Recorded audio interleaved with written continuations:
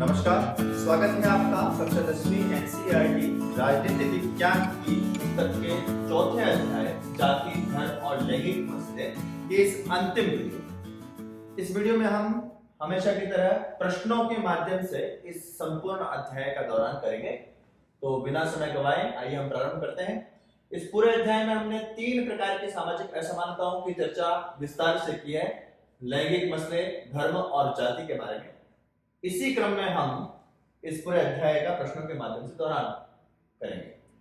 आइए, सबसे पहला प्रश्न है हमारा, श्रम के लैंगिक विभाजन से आप क्या समझते हैं? Sexual division of labour. तो स्त्री और पुरुष के बीच में जो प्राचीन समय से ये कार्य का विभाजन है कि महिलाएं जो हैं वह घर की 4 दीवारी के भीतर के सभी काम महिलाएं करेंगी और उस 4 दीवारी के बाहर के जो काम हैं, आउटसाइड द होम जो वर्क्स हैं, वो सारे काम पुरुष करेंगे। ये जो समाज में कार्य का विभाजन लिंग के आधार पर किया गया, उसी के लिए ये शब्द इस्तेमाल हुआ है, श्रम का लैंगिक विभाजन।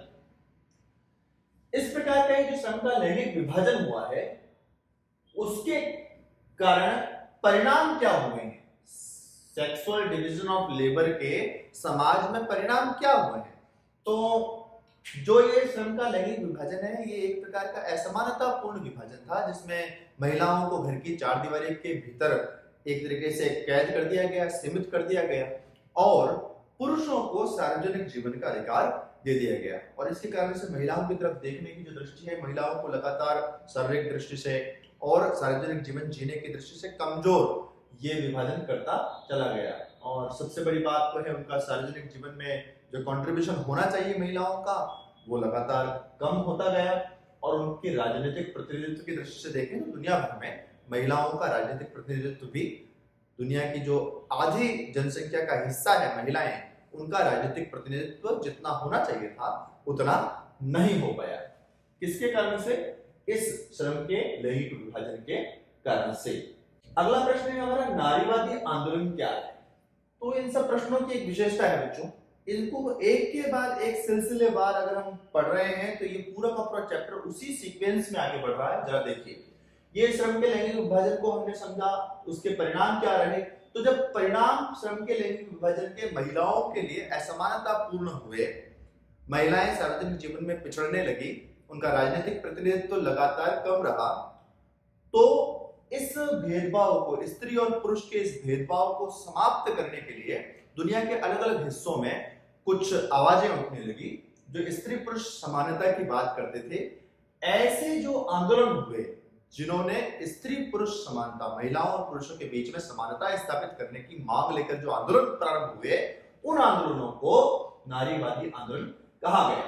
ये जो नारीवादी शब्द है, इसके लिए भी पूछा जा सकता है, नारीवादी शब्द से आप क्या समझते हैं? अंग्रेजी में इसके लिए शब्द है फेमिनिस्ट।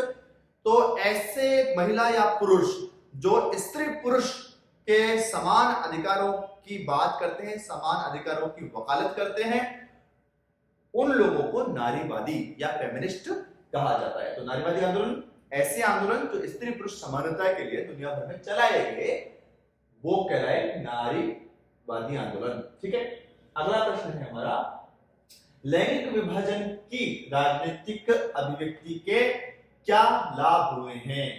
ये जो स्त्री पुरुष का जो अंतर था, ये जो असमानता थी समाज में व्याप्त, ये स्त्री पुरुष की असमानता सार्वभौमिक है। सार्वभौमिक अर्थात दुनिया के प्रत्येक हिस्से में ये एक समान रूप से देखी जा सकती है, स्त्री और पुरुष की असमानता। इस लैंगिक विभाजन का राजनीति में जो अभिव्यक्ति होने लगी, राजनीतिक अभिव्यक्ति मतलब ये जो नारीवादी आंदोलन चले, इन्होंने महिलाओं के इस विषय को, स्त्री पुरुष असमानता के विषय को राजनीति में उठाया, राजनीतिक मांग के रूप में उठाया। तो ये जो स्त्री पुरुष का विभाजन है, जिसको लैंगिक विभाजन कहा गया है, इसका जब राजनीति में उपयोग किया जाने लगा, राजनीति में इसकी अभिव्यक्ति होने लगी, तो इसके क्या लाभ हुए? तो हम सब लोग जानते हैं, दुनिया भर में इस नारीवादी आंदोलनों का जब एक चलन चल पड़ा, इस प्रकार के आंदोलन की जब एक बड़ी श्रृंखला आई, उसके बाद वैश्विक जगत में महिलाओं को मिलने वाले अधिकारों में बढ़ोतरी हुई, उनके सार्वजनिक जीवन में प्रवेश उनको मिलने लगा, उनका राजनीतिक प्रतिनिधित्व वह भी धीरे धीरे दुनिया भर में सभी जगह पर बढ़ने लगा और साथ साथ उनके शैक्षिक जगत में और जो प्रोफेशनल जो सेक्टर है, डॉक्टर्स, इंजीनियर, वकील, इन सब क्षेत्रों में भी महिलाओं की संख्या दिन प्रतिदिन बढ़ने लगी। क्यों? क्योंकि इस स्त्री पुरुष का जो ये अंतर है, ये जो लैंगिक असमानता है, लैंगिक विभाजन है, इसकी मांग, इसके लिए नारीवादी आंदोलन राजनीतिक अभिव्यक्ति करने लगे। इन मांगों को, इन मसलों को राजनीति में उठाया जाने लगा। इसलिए लैंगिक विभाजन की राजनीतिक अभिव्यक्ति ने महिलाओं को कई प्रकार के लाभ, उनकी भूमिका को बढ़ाने वाला सिद्ध हुआ।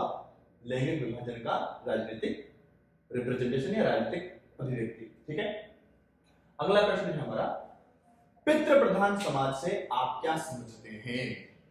पितृ प्रधान समाज अर्थात एक ऐसा समाज जहां परिवार के सभी महत्वपूर्ण निर्णय पिता द्वारा लिए जाते हैं।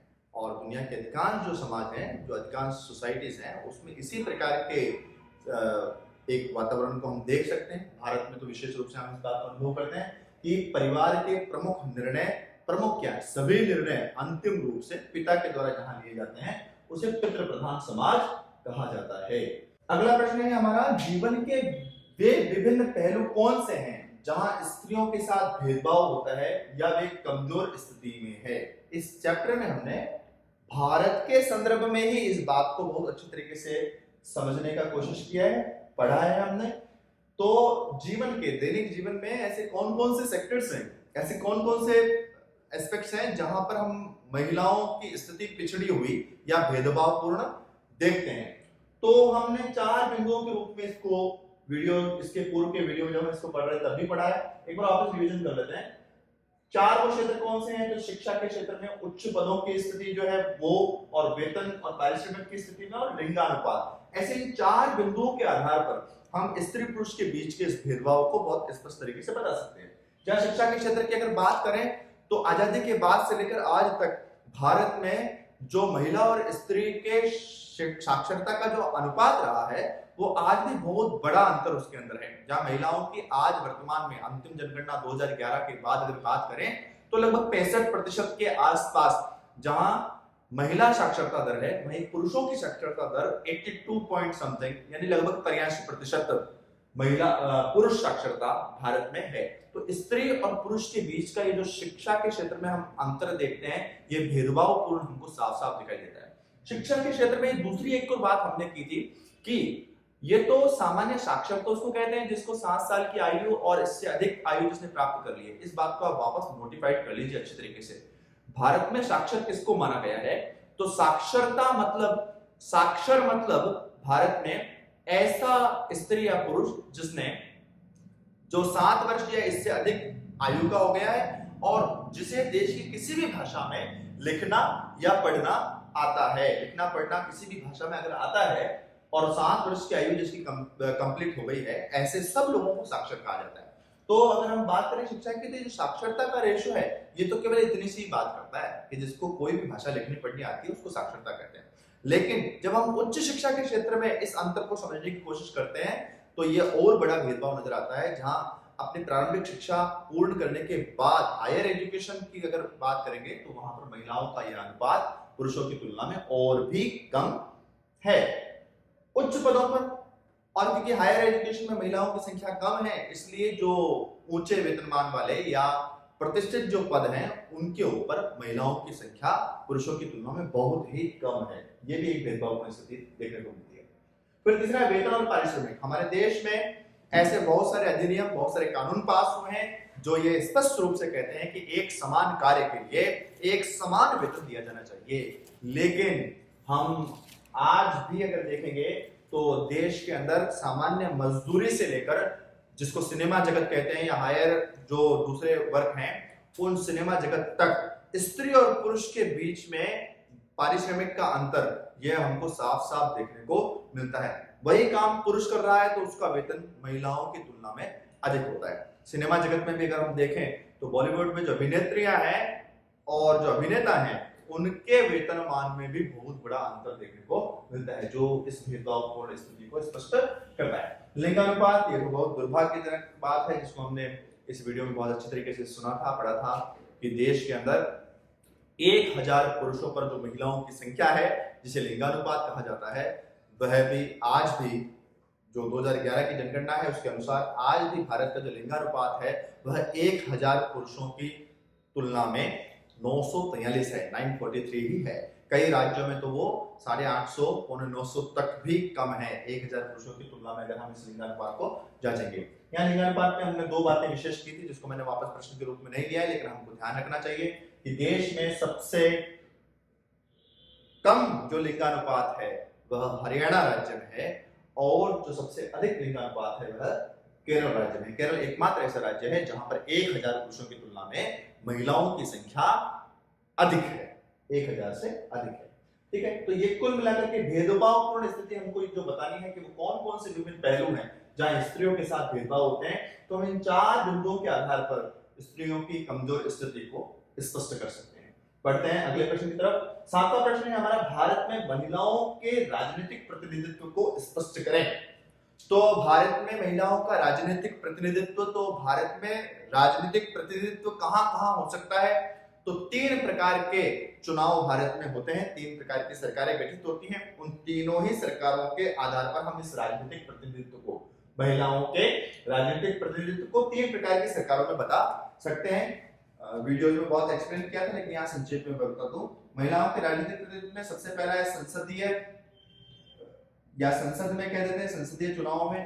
तो भारत की संसद में लगातार महिलाओं का प्रतिनिधित्व बढ़ा है, लेकिन आज भी 543 में से 78 के आसपास ही महिला प्रतिनिधि हैं, जो लगभग 14-15% आज 2019 के चुनाव तक आते आते महिलाओं का प्रतिशत संसद में इतना हुआ है। 543 में से केवल 78 महिला सांसद आज भी हैं। लगातार बढ़ा है, लेकिन अभी भी अपेक्षा के अनुरूप कम है। जो राज्यों की विधानसभाएं हैं, जो दूसरे प्रकार की सरकार होती है भारत में, विधानसभाओं में तो और निराशाजनक स्थिति है। आज देश की विधानसभाओं में 5% से भी कम महिला प्रतिनिधित्व हो पाया है। और तीसरा जो प्रतिनिधित्व है महिलाओं का, वो है पंचायती राज में या स्थानीय स्वशासन में। तो स्थानीय स्वशासन की स्थिति में जब हमने पढ़ा था, इसको हम विशेष रूप से तैयार करें। भारत में स्थानीय स्वशासन में जो महिलाओं की स्थिति है वह ज्यादा तो नहीं, लेकिन हम ये कह सकते हैं उत्साहजनक है। लगातार स्थानीय स्वशासन में महिलाओं की स्थिति बढ़ रही है, क्योंकि स्थानीय स्वशासन में भारत में 33% जो सीटें हैं वो महिलाओं के लिए आरक्षित कर दी गई है। और आज देश की जितनी भी पंचायती राज जो संस्थाएं हैं और नगर निगम के जो इकाई हैं, नगर परिषद के नगरीय जो सरकारें हैं, उनकी अगर दोनों की एक साथ बात करें तो देश भर में 10 लाख से अधिक चुनी हुई महिला प्रतिनिधियों की संख्या है। कहां? स्थानीय स्वशासन में। ये एक उत्साहजनक स्थिति है। लेकिन संसद में और विधानसभा में अभी भी महिलाओं का राजनीतिक प्रतिनिधित्व अपेक्षा से बहुत कम है।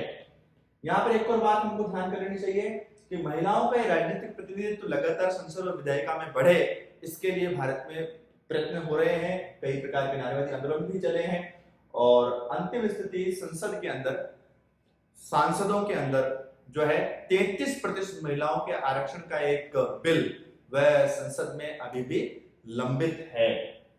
तो यह है भारत में महिलाओं के राजनीतिक प्रतिनिधित्व की अभी तक की स्थिति।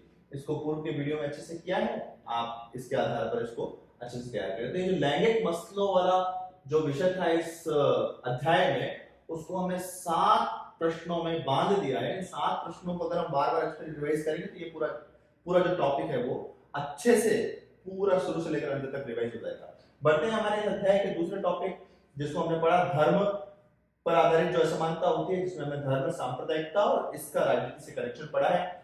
सबसे पहला प्रश्न इसमें ले रहे हैं, महात्मा गांधी के कथन धर्म को कभी भी राजनीति से पृथक नहीं किया जा सकता, स्पष्ट कीजिए। महात्मा गांधी ने कहा religion can not be separated from politics. तो यहाँ पर इस बात को स्पष्ट करना है कि महात्मा गांधी ने ऐसा क्यों कहा। तो हमने बहुत अच्छे से स्पष्ट किया है कि जब महात्मा गांधी कहते हैं कि धर्म को राजनीति से पृथक नहीं किया जा सकता, तो धर्म से उनका अभिप्राय ईसाई या इस्लाम या हिंदुइज्म नहीं है। धर्म से यहाँ महात्मा गांधी का अभिप्राय है नैतिक मूल्य, ऐसे नैतिक मूल्य जो मनुष्य को मनुष्य बनाए रखते हैं। और महात्मा गांधी के अनुसार राजनीति अगर इस प्रकार के नैतिक मूल्यों पर आधारित होगी तो वह मनुष्यता के हित में होगी। इसलिए महात्मा गांधी ने कहा कि धर्म को कभी भी राजनीति से पृथक नहीं किया जा सकता। धर्म को राजनीति से पृथक नहीं किया जा सकता। इसका मतलब है राजनीति को नैतिक मूल्यों से अलग नहीं किया जा सकता। ठीक है ना, इसीलिए महात्मा गांधी ने ये कदम कहा है। आगे हम बढ़ते हैं अपने नवे प्रश्न की तरफ, जो कहता है पारिवारिक कानून से आप क्या समझते हैं। तो विभिन्न धर्मों में परिवार से संबंधित जो मसले होते हैं उन मसलों जैसे विवाह, तलाक के मामले और हमारा उत्तराधिकार का मामला, बच्चों को गोद लेने का मामला, इस प्रकार के परिवार से रिलेटेड जो विषय हैं उन पर उनके लिए जो अलग अलग धर्मों के अपने कानून होते हैं उनको कहा जाता है पारिवारिक कानून। ठीक है, अगला प्रश्न है हमारा, नारीवादी आंदोलनों ने इन पारिवारिक कानूनों में बदलाव की मांग क्यों की।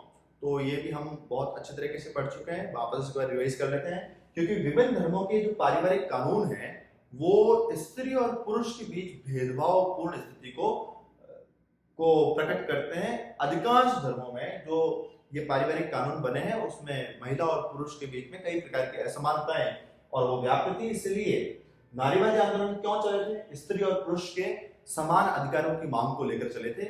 इसलिए उन नारीवादी आंदोलनों ने विभिन्न धर्मों में व्याप्त इन पारिवारिक कानूनों का भी विरोध किया और उन्होंने कहा कि इसको समतामूलक बनाया जाना चाहिए, एक समान बनाया जाना चाहिए स्त्री और पुरुष दोनों के लिए। इसलिए उसमें राजनीति को हस्तक्षेप करके परिवर्तन करने की आवश्यकता है, ऐसा मानना था इन नारीवादी आंदोलन का। इसलिए इन्होंने पारिवारिक कानूनों में बदलाव की मांग की। अगला प्रश्न है हमारा 11वां प्रश्न, सांप्रदायिकता या सांप्रदायिक राजनीति से आप क्या समझते हैं। तो सांप्रदायिकता, ये शब्द के अंदर संप्रदाय शब्द को हमने समझा, इसके लिए एक और शब्द इस्तेमाल हो सकता है संप्रदायवाद।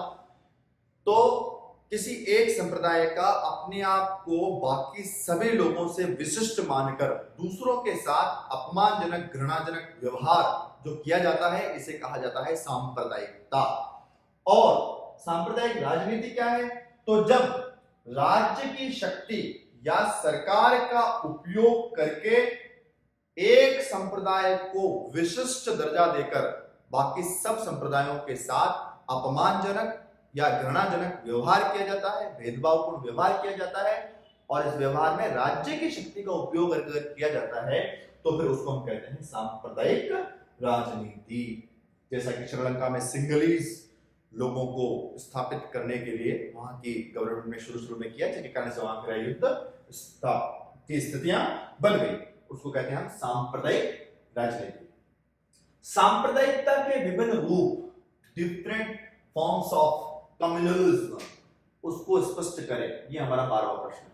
तो सांप्रदायिकता के 4 विभिन्न रूपों की चर्चा हमने विस्तार से दूसरे वीडियो में की है। इस अध्याय के 4 रूप कौन कौन से हैं सांप्रदायिकता के? तो पहला है दैनिक जीवन में, दिन प्रतिदिन के जीवन में मनुष्य या जो सामान्य लोग हैं वह किसी एक पर्टिकुलर समुदाय के प्रति एक अपनी घृणित सोच विकसित कर लेते हैं और उसके कारण से उनके दिन प्रतिदिन के आचरण में ही, दैनिक व्यवहार में ही एक भेदभाव की उत्पत्ति हो जाती है उस पर्टिकुलर कम्युनिटी के प्रति। ये सांप्रदायिकता का सबसे पहला रूप है। ये सांप्रदायिकता जन्म लेती है व्यक्ति के दैनिक व्यवहार में, जो क्रमशः एक के बाद एक अपना रूप बदलती जाती है। जब दैनिक जीवन में इस प्रकार किसी एक संप्रदाय के प्रति एक सोच जब मनुष्य बना लेता है और उसके अनुसार अपने व्यवहार में परिवर्तन करने लगता है, भेदभावपूर्ण व्यवहार उस समुदाय के प्रति करने लगता है, वो सबसे पहला रूप है सांप्रदायिकता का। ये रूप जब आगे बढ़ता है और एक व्यक्ति से व्यक्ति समूह में, उस समाज के कुछ लोगों में आने लगता है, तो ये राजनीतिक प्रभुत्व की एक इच्छा यह उत्पन्न होने लगती है समाज के भीतर दोनों प्रकार के लोगों में, कि उस समुदाय के अपने लोगों के प्रति तो उसका आकर्षण, उसके साथ एक अच्छा व्यवहार और एक पर्टिकुलर कम्युनिटी के प्रति उसका घृणाजनक व्यवहार जो है वह राजनीतिक प्रभुत्व स्थापित करने की इच्छा को जन्म देती है। और ये दोनों ही प्रकार के लोगों में जिनकी संख्या ज्यादा होती है बहुसंख्यकवाद का रूप ले लेती है यह इच्छा। जब अधिक संख्या में जो लोग किसी समाज में रहते हैं, वो उनके मन में जब इस प्रकार की लालसा जागती है राजनीतिक शक्ति को प्राप्त करने का, तो वो बहुसंख्यकवाद का रूप ले लेती है। संख्या के आधार पर राजनीतिक ताकत को स्थापित करने का एक जो भावना है वह बहुसंख्यकवाद। और जो अल्पसंख्यक लोग होते हैं, वो अल्पसंख्यक लोग भी अपने आप को अपने संप्रदाय के आधार पर संगठित करके सरकार के ऊपर एक राजनीतिक दबाव बनाने के लिए अपने आप को एक राजनीतिक इकाई के रूप में संगठित करने लगते हैं। ये राजनीतिक प्रभुत्व अपने संप्रदाय के आधार पर स्थापित करने का की जो सोच है वह सांप्रदायिकता का दूसरा रूप है, सेकंड फॉर्म ऑफ कम्युनलिज्म है। और जब इस प्रकार के राजनीतिक प्रभुत्व को स्थापित करने की मानसिकता किसी संप्रदाय में बढ़ने लगती है, समाज में बढ़ने लगती है, तो फिर राजनीतिक गोलबंदी प्रारंभ होती है। राजनीतिक गोलबंदी के लिए अंग्रेजी में शब्द है पॉलिटिकल मोबिलाइजेशन।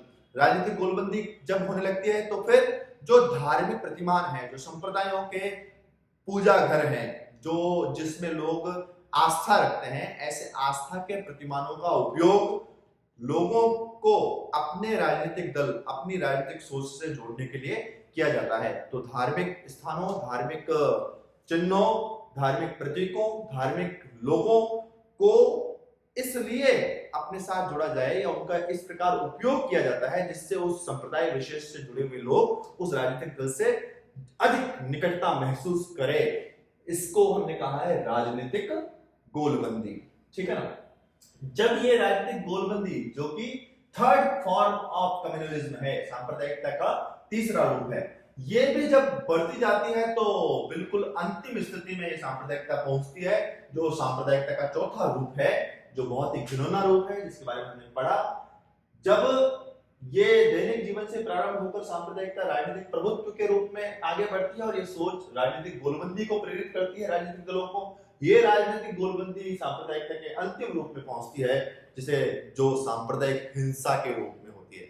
सांप्रदायिक हिंसा मतलब संप्रदाय के नाम पर जब एक संप्रदाय दूसरे संप्रदाय के खून का प्यासा हो जाता है और अपने संप्रदाय की विशिष्टता, उसका प्रभुत्व दूसरे सब लोगों पर जमाने के लिए हिंसा, आगजनी, हड़तालें, इन सब चीजों का उपयोग होता है, उसको हमने कहा है सांप्रदायिक हिंसा। संप्रदाय के नाम पर दूसरे लोगों के साथ अत्याचार, वो हमने बार बार देखा है। 1984 में इंदिरा गांधी की हत्या का नाम लेकर के और सिखों के साथ बहुत बड़ा नरसंहार हुआ।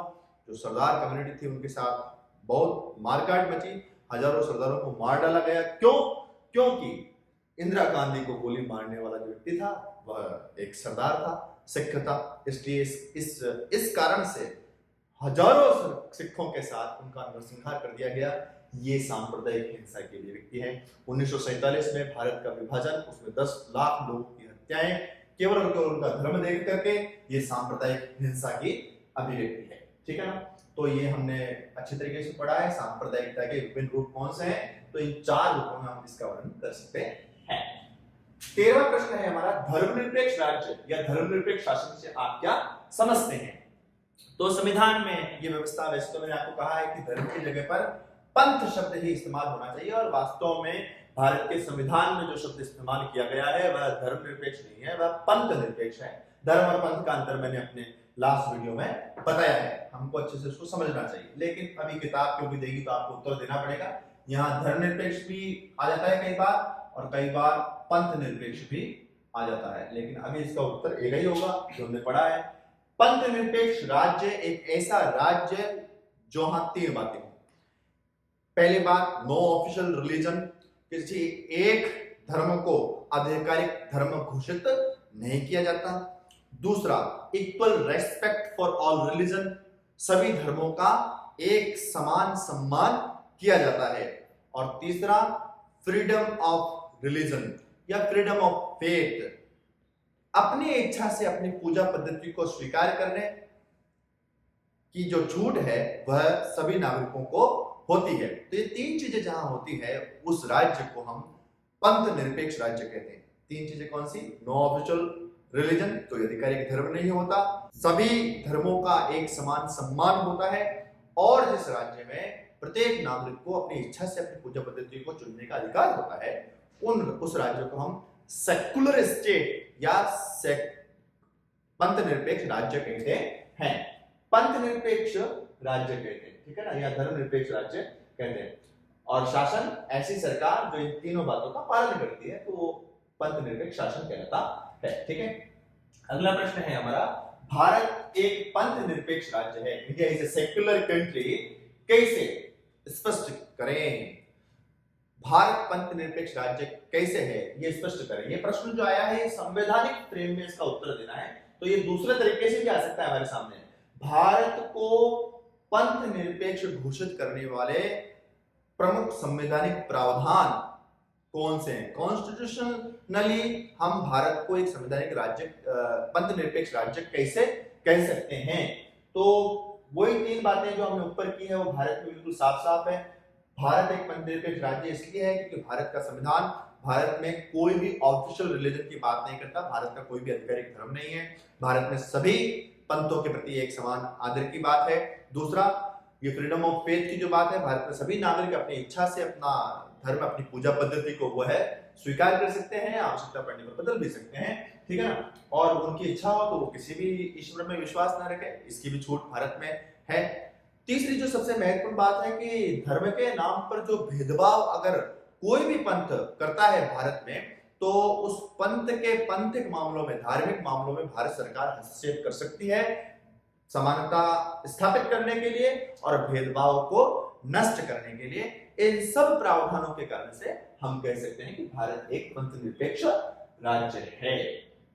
तो ये दूसरा जो पार्ट था इस चैप्टर का, धर्म, सांप्रदायिकता और राजनीति, उसको हमने 8 से लेकर के और 14वें प्रश्न तक इस दूसरे सेक्शन ऑफ चैप्टर उसको हमने यहाँ पर पूरा रिवाइज कर लिया है। पढ़ते हैं इस अध्याय के तीसरे जो सेक्शन है, तीसरा जो पार्ट है उसकी तरफ, जो है जाति और राजनीति। जो तीसरी सामाजिक असमानता, जाति पर आधारित असमानता की बात हमने इसमें की है। सबसे पहला प्रश्न है, जाति व्यवस्था से आप क्या समझते हैं। तो जाति व्यवस्था यह भी एक डिस्ट्रीब्यूशन ऑफ वर्क है। जैसे हमने यहाँ श्रम के लैंगिक विभाजन की चर्चा की थी, स्त्री और पुरुष के कामों का जो विभाजन था वो श्रम का लैंगिक विभाजन कहलाया। इसी प्रकार एक विशेष प्रकार की जाति को एक विशेष प्रकार के काम से जोड़कर ये जो काम का बंटवारा किया गया, ये जो division of labour on the basis of caste, जाति के आधार पर कार्य का बंटवारा जो भारत में किया गया, उसको जाति व्यवस्था के रूप में जाना जाता है, ठीक है ना। एक और प्रश्न हम इसमें यहां पर लिख सकते हैं जिसको कहा गया वर्ण व्यवस्था। ये जाति व्यवस्था वर्ण व्यवस्था के रूप में भी पूछी जा सकती है, लेकिन अगर वर्ण व्यवस्था के रूप में पूछी जाएगी थोड़ी सा हमको इसको ज्यादा बताना है।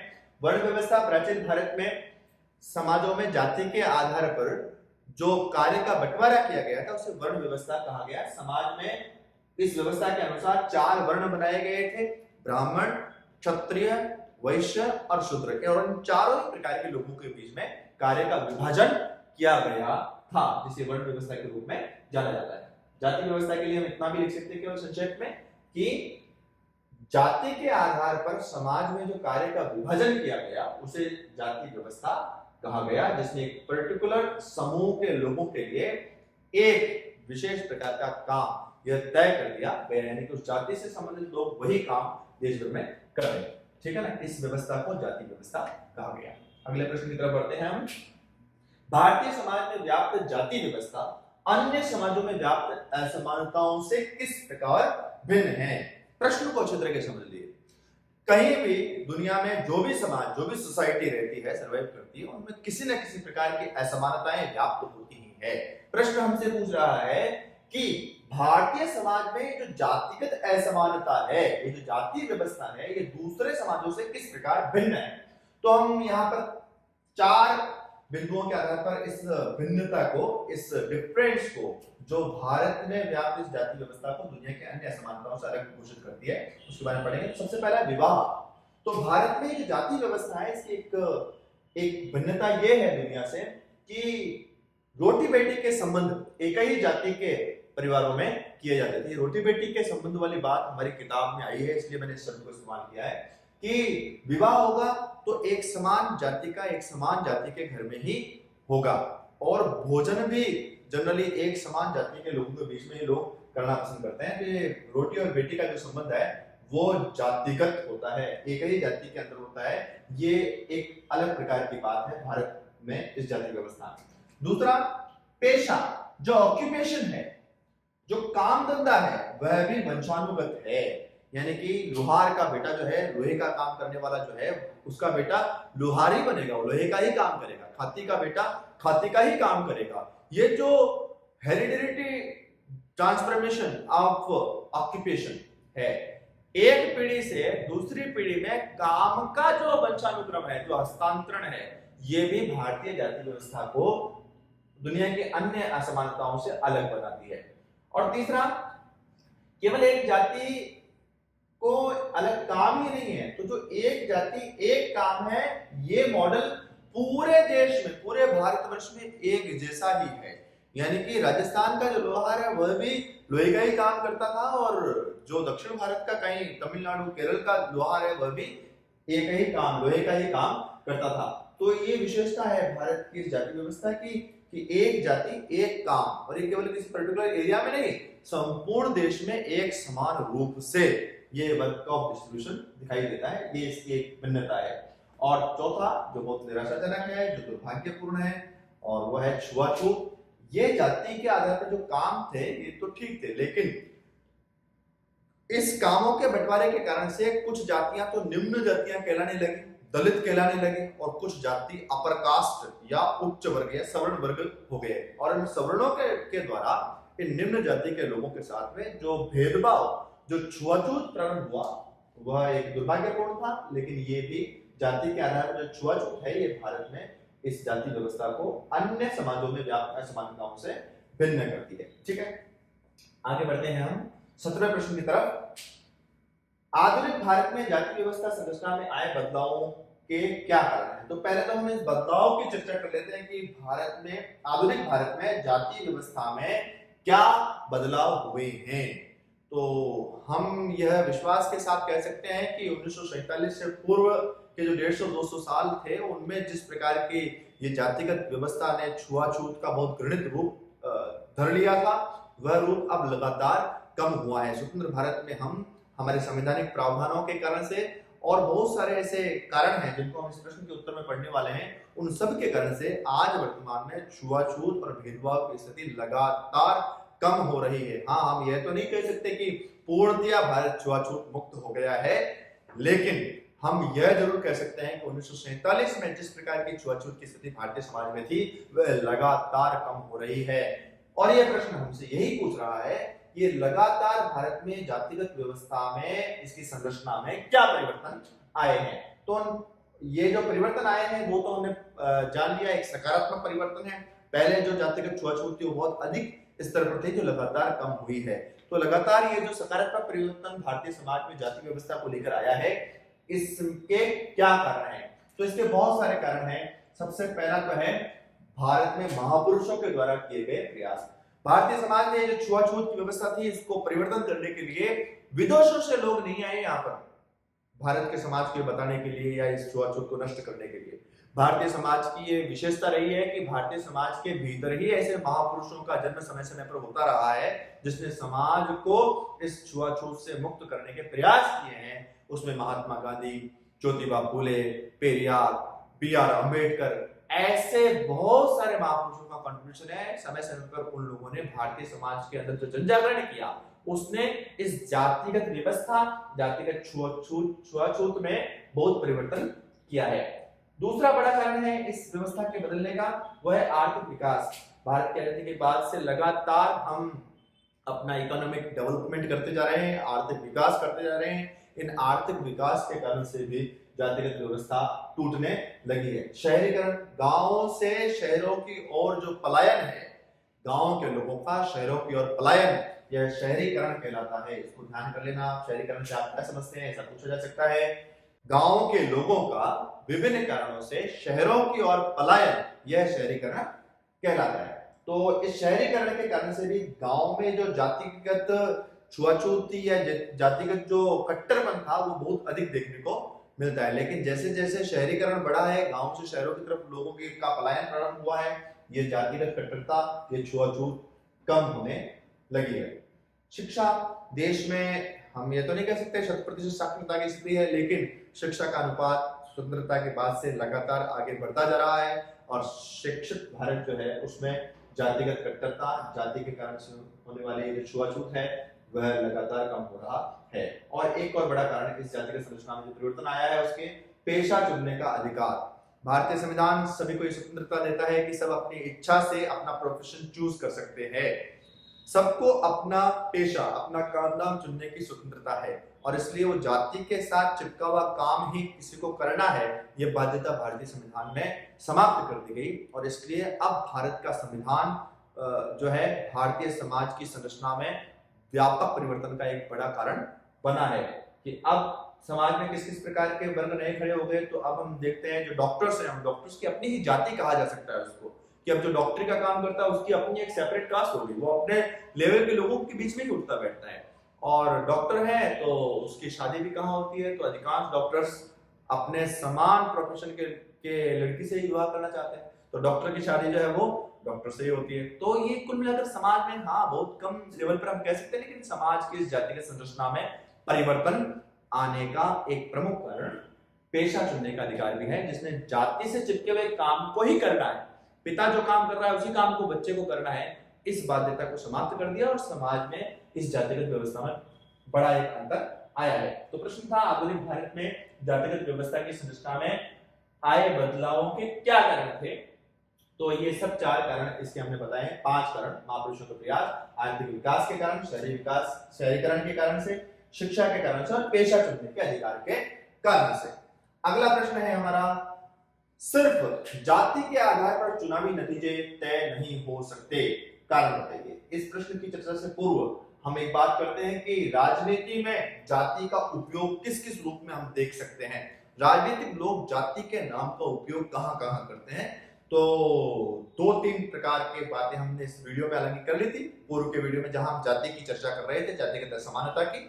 लेकिन एक बार रिवाइज कर लें कि राजनीति में जाति के इस विषय की चर्चा कहां कहां होती है, इसकी अभिव्यक्ति कहां होती है। तो सबसे पहले तो होती है जब कैंडिडेट चूज करने की बात आती है, कोई भी चुनाव आता है और उम्मीदवार खड़ा करना होता है, तो राजनीतिक दल जातिगत समीकरण देखते हैं कि उस कॉन्स्टिट्यूएंसीज में, उस संसदीय क्षेत्र में जहां चुनाव होने हैं वहां किस जाति का बहुमत है, किस जाति के लोग ज्यादा संख्या में रहते हैं, उसी कैंडिडेट को वो अपनी पार्टी का उम्मीदवार बनाते हैं। और फिर जब सरकार बन जाती है तो सरकार के अंदर मंत्रियों की संख्या भी इस आधार पर तय होती है कि उस राज्य में किस जाति का कितना प्रतिशत है, यानी जितने जाति का प्रतिशत समाज में है उतने मंत्रियों को बनाने की एक प्रथा वह देश भर में आज भी चल रही है।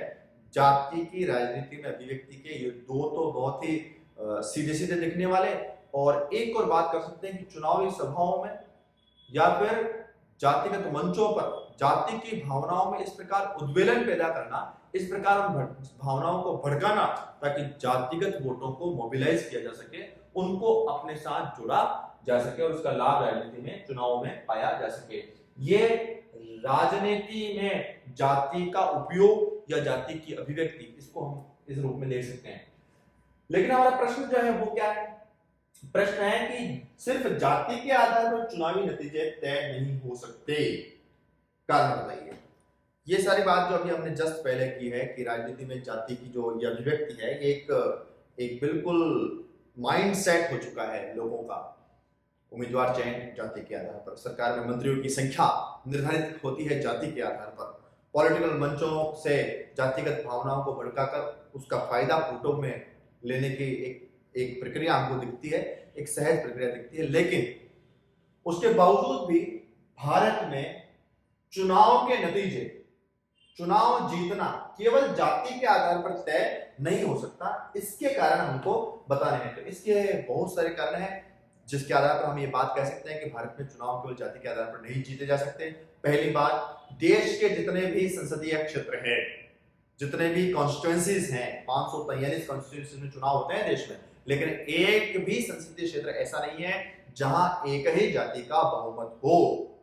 तो इससे ये बात सिद्ध होती है कि केवल अगर एक जाति के सारे वोट भी किसी को मिल जाए तो भी केवल एक ही जाति के वोट से कोई उम्मीदवार जीत नहीं सकता।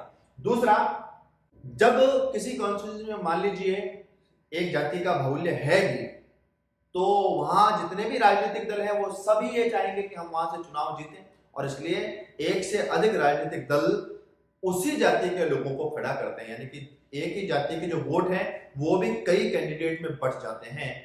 एक जाति के उम्मीदवार के लिए, एक राजनीतिक पार्टी के उम्मीदवार के लिए एक जाति के सारे वोटों को पा लेना, 100% एक जाति के लोग एक ही उम्मीदवार के द्वारा पा लेना, यह भी संभव नहीं है इस प्रतिद्वंदी लोकतंत्र में, ठीक है ना। और दूसरी बात, भारत में ऐसी बहुत सारी कॉन्स्टिट्यूंसीज में तो ऐसी स्थिति होती है कि जो ऐसी कई जातियां हैं जिनका तो कोई उम्मीदवार ही खड़ा नहीं होता, उनका कोई कैंडिडेट ही नहीं होता, लेकिन उनको भी वोट तो देना ही होता है। वो किसी न किसी के साथ जाते हैं, वो विचार देखकर या फिर कैंडिडेट को देखकर वोट करते हैं, जिसके कारण से नतीजे आते हैं। तो ये कुछ बातें हैं जिसके आधार पर हम कह सकते हैं कि भारत में केवल जाति के आधार पर चुनावी नतीजे तय नहीं हो सकते, ठीक है। अंतिम प्रश्न की तरफ बढ़ते हैं। जाति की राजनीति में भूमिका को स्पष्ट कीजिए। तो ये भूमिका जो है ये दोनों प्रकार की हो सकती है, एक सकारात्मक हो सकती है और एक नकारात्मक हो सकती है, सकारात्मक और नकारात्मक। तो इन दोनों ही रूपों में जाति की भूमिका, जाति की राजनीति में भूमिका है। तो जाति की राजनीति में सकारात्मक भूमिका को बताने के लिए हम बता सकते हैं कि जब, जैसे कि ये लैंगिक मसले जब राजनीति में आए, लैंगिक विभाजन की जब राजनीतिक अभिव्यक्ति हुई तो क्या हुआ, महिलाओं को प्रतिनिधित्व, महिलाओं का सार्वजनिक जीवन में अभिव्यक्ति होने लगी, उनको अधिकार मिलने लगे और उनकी ताकत जो है वो लगातार बढ़ने लगी है, समाज में वो एक उन्नत स्तर पर आने लगे हैं, ठीक है ना। उसी प्रकार राजनीति में ये जो जाति की अभिव्यक्ति है, जाति की राजनीति में जो भूमिका है वह सकारात्मक रूप में भी है। सकारात्मक रूप में किस तरह है, तो कई ऐसी पिछड़ी हुई जातियां हैं, कई ऐसी दलित जातियां हैं जिनको अगर उनके हाल पर छोड़ दिया जाता, उनको कोई रिजर्वेशन की बात नहीं होती, उनके राजनीतिक उम्मीदवार खड़े करने की बात नहीं होती, तो फिर उनकी स्थिति वैसे की वैसी बनी रहती। तो जाति की बात क्योंकि राजनीति में होती है और राजनीतिक जो पार्टियां हैं वो दलित जो लोग हैं, जो निम्न जातियां हैं, उनके अधिकारों की बात राजनीति में करते हैं, ये एक सकारात्मक बात है ताकि उनके पिछड़ेपन को दूर किया जा सके, उनका स्तर उन्नत किया जा सके। और इसका परिणाम हमको दिखता भी है कि लगातार जो जिनको तथाकथित दलित जातियां कहा जाता है, उनका जो प्रतिनिधित्व है निर्णय निर्माण करने की प्रक्रिया में, डिसीजन मेकिंग प्रोसेस में, ये लगातार बढ़ा है।